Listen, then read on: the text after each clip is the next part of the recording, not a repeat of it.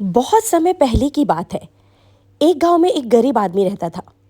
वह आदमी अपने जीवन के दुखों से बहुत अधिक परेशान रहता था। जब कभी वह कोई काम करने जाता तो वह काम सफल होते होते रह जाता था। आखिरी क्षणों में असफलता ही उसके हाथ लगती थी। कभी वह स्वास्थ्य को लेकर परेशानी में रहता था तो कभी उसके परिवार में अकाल मृत्यु हो जाती थी। वह अपने जीवन के दुखों से तंग आ चुका था।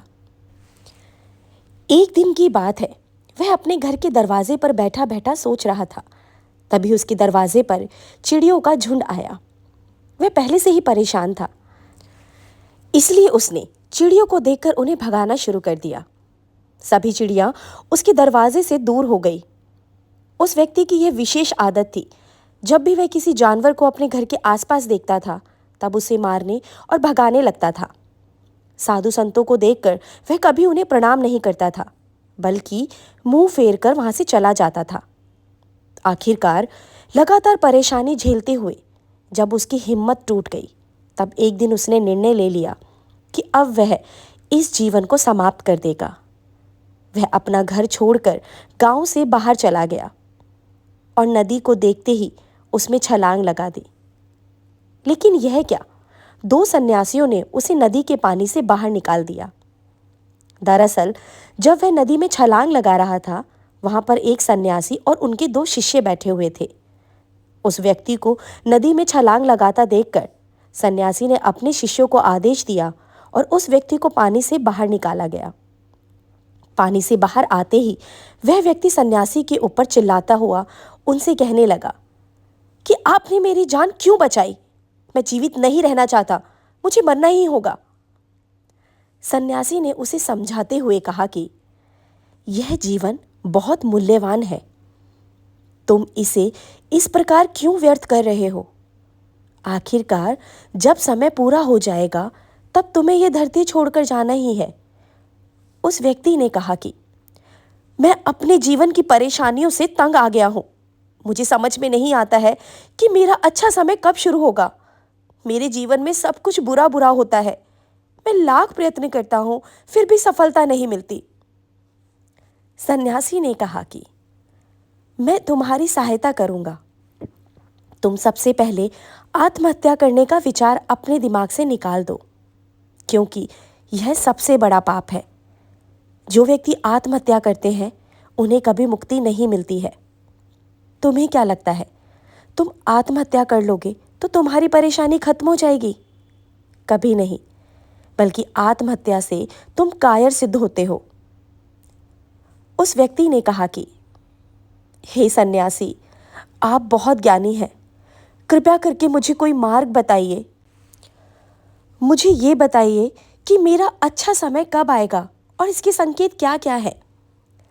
सन्यासी ने कहा कि मैं तुम्हारी सहायता अवश्य करूंगा, किंतु उससे पहले तुम्हें मेरे कार्य करने होंगे। मैं तुम्हें जैसा जैसा कहता हूं तुम्हें मेरी बात माननी होगी। उस व्यक्ति ने कहा कि आप जो भी कहेंगे मुझे सब मान्य है। आप ये बताइए कि मेरे जीवन में अच्छा समय कब आएगा और इसके संकेत क्या है। सन्यासी ने कहा कि पहले मेरी बात सुन लो। व्यक्ति ने कहा ठीक है, मुझे बताइए। सन्यासी ने कहा कि यदि तुम चाहते हो तुम्हारा अच्छा समय जल्दी आए तो प्रतिदिन चिड़ियों को दाना डालना। उस व्यक्ति ने मुंह बनाते हुए कहा यह किस प्रकार का कार्य है? मुझे तो चिड़िया पसंद नहीं है। यदि वे मेरे द्वार पर आए तो मैं उन्हें भगा देता हूं। तब सन्यासी ने कहा कि तुम अपने अच्छे समय के संकेत का स्वागत इस प्रकार करते हो। वह व्यक्ति चौंक गया। उसने कहा कि चिड़ियों का और अच्छे समय का क्या लेना देना? सन्यासी ने कहा कि जाओ, पहले ये कार्य करके आओ। प्रतिदिन द्वार पर जो भी चिड़िया आए उसे दाना डालना और 1 सप्ताह बाद मुझे यहीं पर मिलना।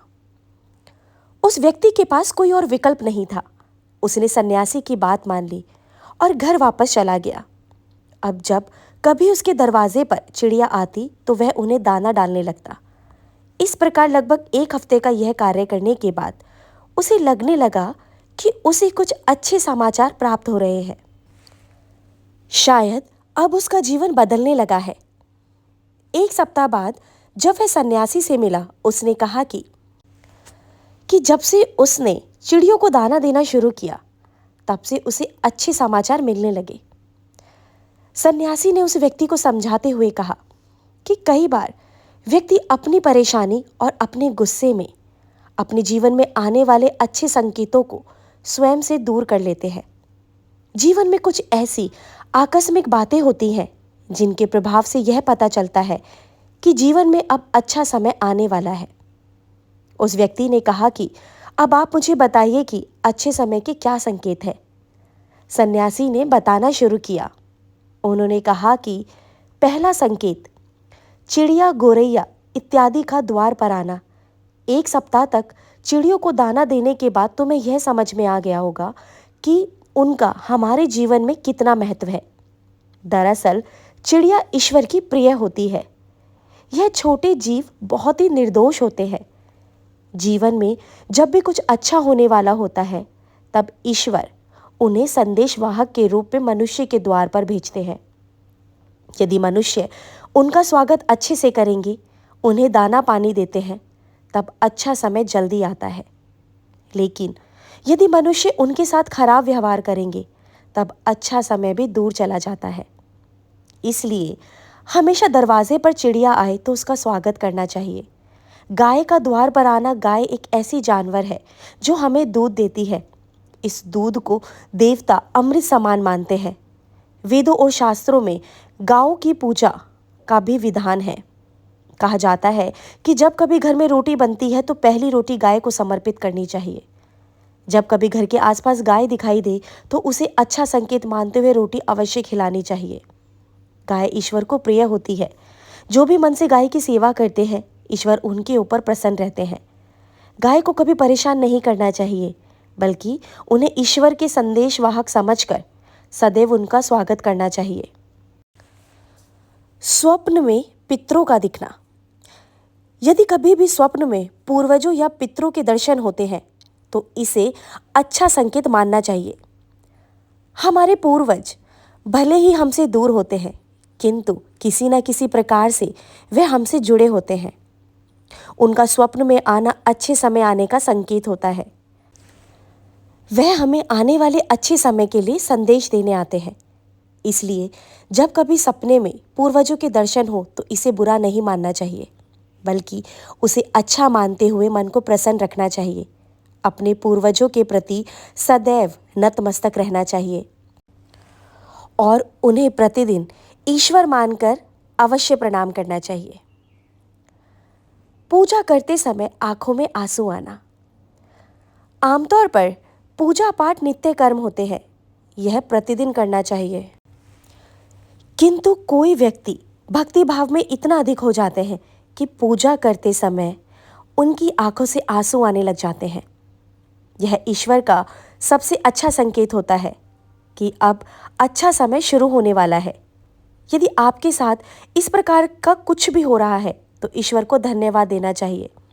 ईश्वर स्वयं आपसे जुड़ना चाहते हैं, तभी उन्होंने आपके हृदय में इस प्रकार की भक्ति भावना भर दी है कि जब आप पूजा पाठ करते जा रहे होते हैं तो आपको भावनाएं महसूस हो रही होती है और आंखों में आंसू आ रहे होते हैं। इसे अच्छा संकेत मानना चाहिए। साथ ही ईश्वर में और अधिक मन लगाना चाहिए। कठिन समय में साधु संतों के दर्शन। कभी जीवन में बहुत अधिक कठिनाई का समय हो और साधु संतों के दर्शन हो रहे हैं, तब इस समय को अच्छा संकेत मानना चाहिए। साधु संत बड़े ही प्रतापी होते हैं और उनका ईश्वर के साथ गहरा संबंध होता है। वह ईश्वर के प्रतिनिधि के रूप में कार्य करते हैं। उनके दर्शन होने पर उन्हें प्रणाम करना चाहिए। उन्हें भोजन इत्यादि कराकर सदैव उनके सामने नतमस्तक रहना चाहिए। जब कभी भी उन्हें देखना तो उन्हें प्रणाम अवश्य करना चाहिए।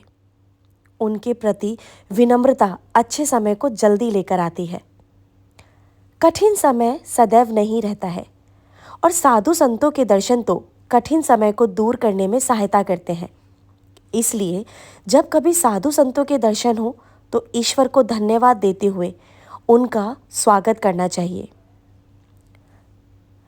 अचानक से रास्ते में मिलना, कई बार व्यक्ति जब कठिनाई में होता है तो उन्हें कोई रास्ता नहीं सूझता है, किंतु जब वे पूजा पाठ इत्यादि करते हैं अथवा पुण्य कर्म करते हैं तो ईश्वर उन्हें अवश्य रास्ता दिखाते हैं।